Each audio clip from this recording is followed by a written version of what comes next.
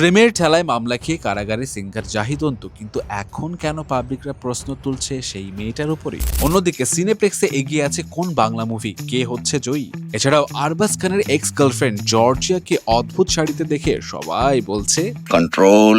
আবার রেড কার্পেটে অভিনীত করকে কি করা হলো অপমান। অ্যান্ড গতকাল রাতের অ্যাওয়ার্ড শোতে তারকারা যে চোখ ধাঁধানো গ্ল্যাম লুকে হাজির হয়েছিল সেইটা দেখে পাবলিকরা বলছে मजा नहीं आ रहा है। সো চলেন শুরু করে দিই আজকের ভিডিও অ্যান্ড গসিপস। ওয়েল, তো গতকাল থেকেই সিঙ্গার জাহিদ অন্তুকে নিয়ে যে কন্ট্রোভার্সি চলছে সেটা তো এখন আমরা সবাই জানি, কিন্তু আসল সিনটা কিন্তু আসলে অন্য জায়গায়। পাবলিকরা এখন মেয়েটার স্টেটমেন্ট নিয়ে বেশি কথা বলছে। মেয়েটা নিজেই বলছে যে আগে থেকেই তাদের মধ্যে রিলেশন ছিল এবং অন্তুর আচরণ সম্পর্কেও সে অবগত ছিল।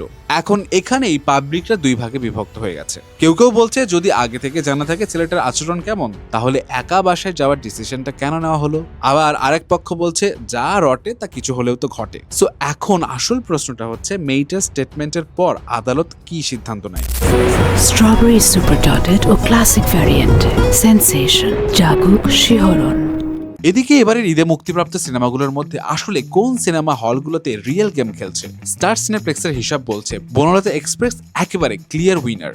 দর্শকদের অতিরিক্ত ডিমান্ডের কারণে একের পর এক শো বাড়িয়ে মোট 28টি শো দেয়া হয়েছে, যার বেশিরভাগই হচ্ছে আবার হাউসফুল। এরপর আসে দম, যার শো এখন আছে 15টি। রাক্ষস পেয়েছে 12টি শো, আর সবচেয়ে কম প্রিন্স মাত্র 5টা শো।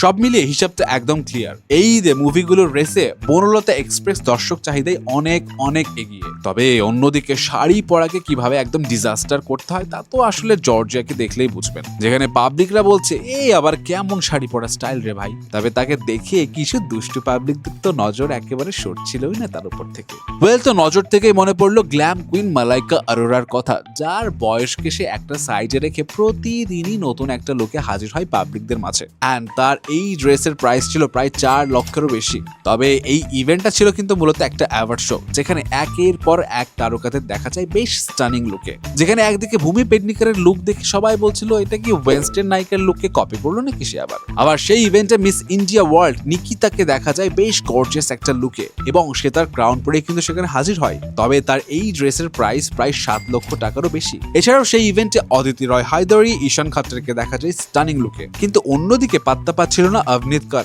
সে এসেছিল বেশ একটা গর্জিয়াস লুকে, কিন্তু বেচারি তো পৌঁছে দিতে পারছিল না পাবলিকদের কারণে। যা নিয়ে এখন ভক্তরা বলছে আর্টিস্ট হিসেবে সে ছোট হলেও তাকে কিন্তু অপমান করা একদম ঠিক হয়নি।